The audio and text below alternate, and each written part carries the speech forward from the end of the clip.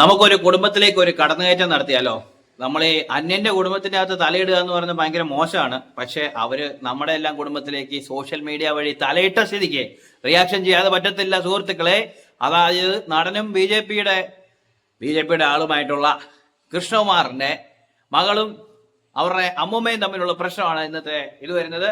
ഇത് കേൾക്കാൻ താല്പര്യമില്ലാത്തവർക്ക് മാറിപ്പോകാം. അവര് പബ്ലിക് പ്ലാറ്റ്ഫോമിൽ ഇങ്ങനെ ഇട്ടേക്കുന്നതുകൊണ്ട് നമുക്ക് റിയാക്ട് ചെയ്യേണ്ടി വരുന്നതാണ്. ആദ്യമേ അമ്മൂമ്മയ്ക്ക് എന്താ പറ്റിയെന്നുള്ളത് അമ്മൂമ്മ പറഞ്ഞു നോക്കാം. നമുക്ക് അമ്മൂമ്മയും തുടങ്ങാമല്ലോ. പ്രായമുള്ളവർ ഭാഗത്തുനിന്ന് വരുന്ന എന്നാ ആദ്യം നോക്കാന്നേ.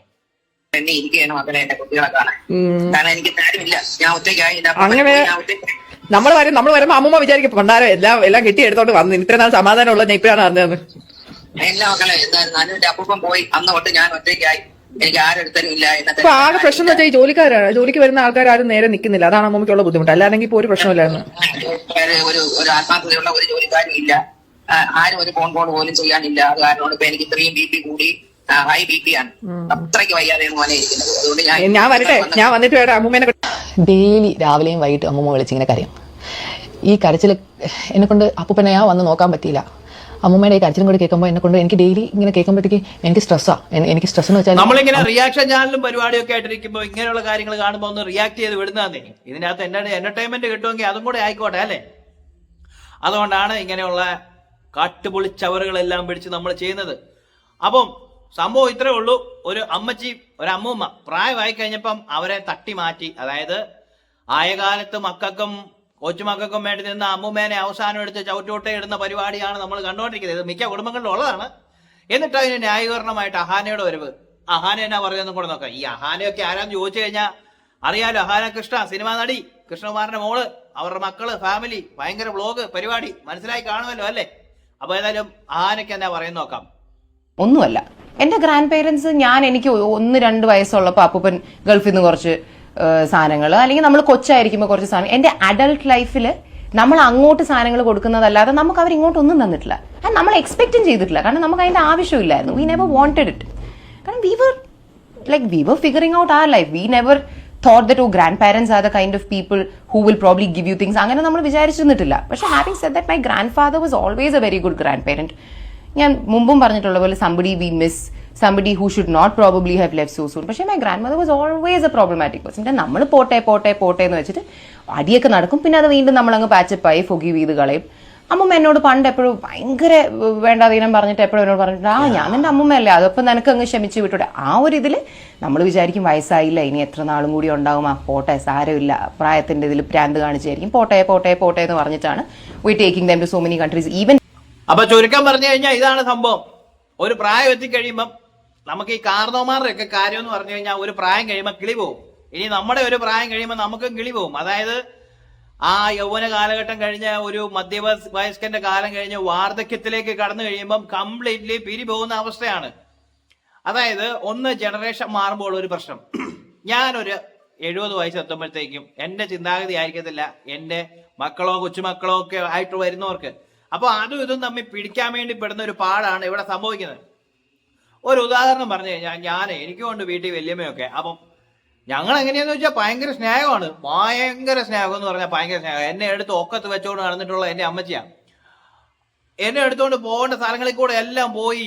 അതിന്റെ ഇടയിൽ കൂടെ ഉരുണ്ട് വീഴുകയും ഒത്തിരി പരിപാടി നടന്നിട്ടുണ്ട്. ഉരുണ്ട് വീണിട്ടും എനിക്കൊന്നും പറ്റാതെ എന്നെ കൊണ്ടുനടന്നു. കാലക്രമേണ നമ്മൾ വളർന്ന് വലുതാകുമ്പോഴത്തേക്കും നമ്മൾ സ്വാഭാവികമായിട്ടും അമ്മച്ചിമാരുമായിട്ട് സ്നേഹമുണ്ട്, അതിൻ്റെ കൂടെ അടിയും കൂടും. അതായത് നമുക്കൊരു പ്രായം എത്തുമ്പോൾ നമ്മളെന്തോ ആളായെന്നൊരു തോന്നല് വരുമല്ലോ. ആ വരവിന് അങ്ങനെയൊക്കെ ഓരോന്നും സംഭവിക്കും. കുറച്ച് കഴിയുമ്പോൾ അമ്മച്ചി പറയുന്നത് ശരിയല്ല, ഞാൻ പറയുന്നത് കേട്ടാൽ മതി, അല്ല അതൊക്കെ ഓരോ സ്ഥലങ്ങളിലുള്ളതാണ്.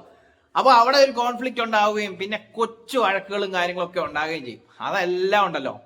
ഒറ്റ വൈകുന്നേരം ഒരു ചെറിയൊരു പൊട്ടലും ചീറ്റിൽ നടന്നാലും വൈകുന്നേരം ആകുമ്പോഴത്തേക്കും ഞാനൊരു ഞാൻ മതം പറയല്ല, എന്നാലും ഞാനൊരു ക്രിസ്ത്യാനിയാണ്. അപ്പൊ ഞാൻ വീട്ടിൽ ഇരുന്ന് കുരിശ് വരച്ചേച്ച് സ്തുതിയെല്ലാം പോകുന്ന ഒരു സീനുണ്ട്. അപ്പൊ അമ്മച്ചിയായിട്ട് ഇങ്ങനെ പിണങ്ങിയിരിക്കും, മിണ്ടാതെ ഇങ്ങനെ ഇരിക്കുകയായിരിക്കും. ആ സമയത്താണ് ഞാൻ ചെന്നിട്ട് ഒരു സ്തുതിയൊക്കെ കൊടുത്ത് ഒരു ഉമ്മയൊക്കെ കൊടുത്തു കഴിയുമ്പോഴല്ലോ പരിപാടി അവിടെ കഴിയും. ഇത് എന്റെ വീട്ടിലെ കാര്യമാണ് പറഞ്ഞത് എന്ന് പറയുന്ന പോലെ ഓരോ കുടുംബത്തിലും ഇങ്ങനെ പല പല കോൺഫ്ലിക്റ്റുകളും കാര്യങ്ങളൊക്കെ ഉണ്ടാവും. കോൺഫ്ലിക്റ്റ് എന്നൊക്കെ പറഞ്ഞാൽ വലിയ ഇംഗ്ലീഷും കടുകട്ടിയൊന്നും കൊടുക്കും. വിഷയങ്ങള് അതിപ്പോ ആരാ തമ്മില്? സഹോദരന്മാര്, അതായത് ചേട്ടൻ, അനിയൻ, പെങ്ങള്, ഇവര് തമ്മിൽ അടി കൂടും. ഇനിയിപ്പോ അപ്പനും അമ്മയാണ് ചിലപ്പോ ചെറിയ സൗന്ദര്യപ്പണക്കം ഉണ്ടാവും. വല്യമ്മമാരും മക്കളും തമ്മിൽ ചെറിയ കൊച്ചുമക്കളും മക്കളും ഒക്കെ ആയിട്ട് പ്രശ്നം ഉണ്ടാവും. ഓട്ടെ, ഒരു വീടൊക്കെ ആകുമ്പോൾ അമ്മായിമ്മ പോര്, മരുമകളും അമ്മായിമ്മയും തമ്മിൽ പോരുണ്ടാവും. ഇതൊക്കെ റൗണ്ട്, അതായത് ഒരു പ്രശ്നം ഉണ്ടായി കഴിഞ്ഞാൽ അത് സോൾവ് ചെയ്യുക എന്നുള്ളതാണ്. എല്ലാത്തിന്റെയും ഒരു ഇതെങ്ങനെയാന്ന് വെച്ചാൽ സംസാരിച്ച് തീർക്കുക എന്നുള്ളതാണ്.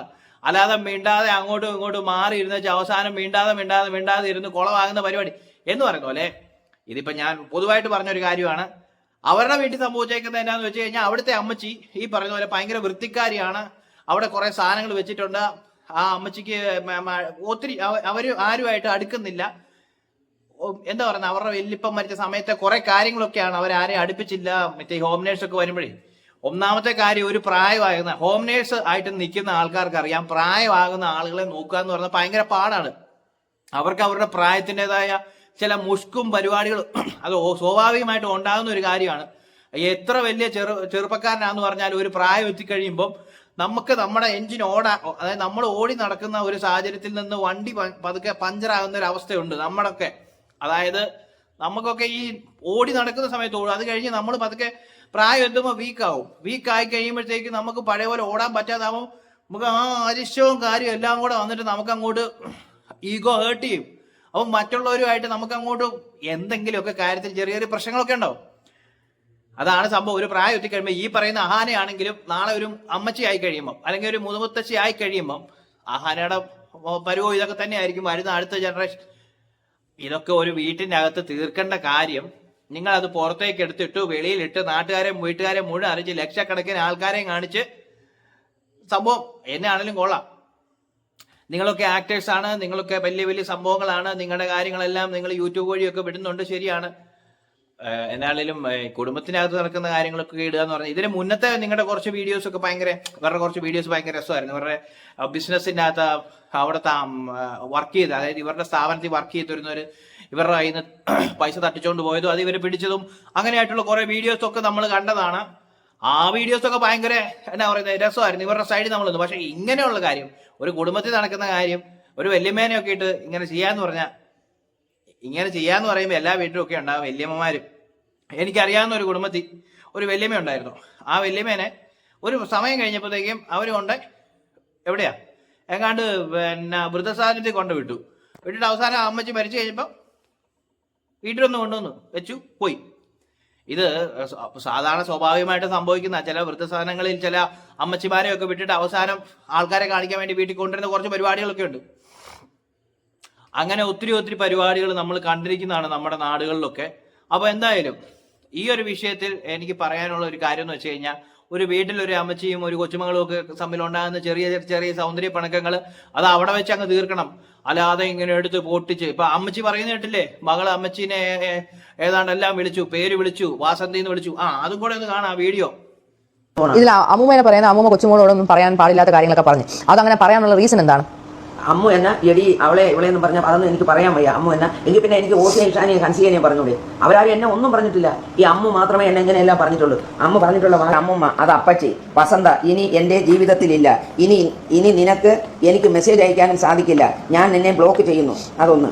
അത് കഴിഞ്ഞ് നിനക്ക് എന്നും രാവിലെ കേൾക്കാൻ ഒരു അതിമനോഹരമായ പാട്ട്. ഇത് നാട്ടുകാർ കേട്ടാൽ നിന്നെ ചൂല് വെച്ചടിക്കും. അപ്പൊ ഇത്രേ ഉള്ളൂ. അത് വീട്ടിൽ നടക്കുന്ന കാര്യമാണ്. എനിക്ക് തോന്നുന്നത് അവരുടെ അമ്മ, ഈ അഹാനയുടെ അമ്മയുടെ അമ്മയാണ്, അതായത് വല്യമ്മ.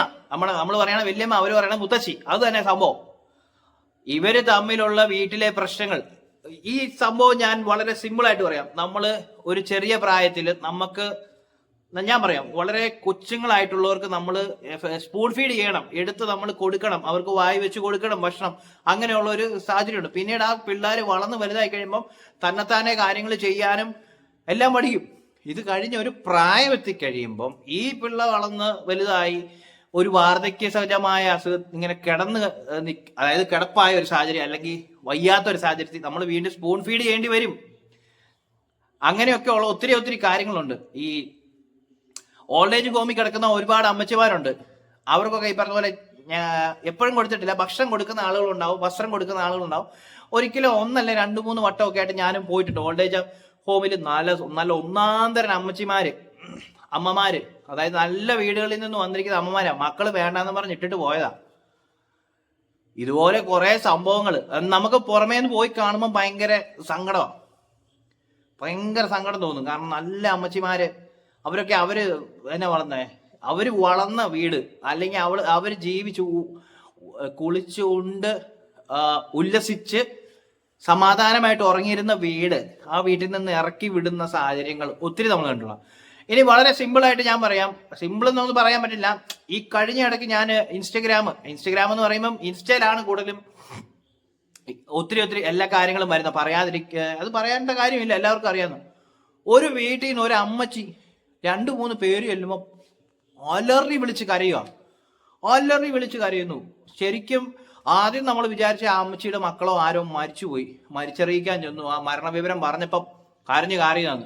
പക്ഷേ ആ അമ്മച്ചിയുടെ ബന്ധുവീട്ടിലായിരുന്നു, മക്കളിറക്കി വിട്ടിട്ട് ബന്ധുവീട്ടിലായിരുന്നു. അവിടെ ബന്ധുക്കൾക്ക് നോക്കാൻ പറ്റാതെ വന്നപ്പോൾ ആ അമ്മച്ചീനെ ആ അവിടുത്തെ വാർഡ് മെമ്പറും അവിടുത്തെ ജനപ്രതിനിധികളൊക്കെ കൂടി ഒരു ഓൾഡ് ഏജ് ഹോമിലേക്ക് കൊണ്ട് ആക്കുന്ന ഒരു ചങ്ക് പൊട്ടിപ്പോയി. സത്യം പറഞ്ഞു കഴിഞ്ഞാൽ ഉള്ള കാര്യം പറയാമല്ലോ.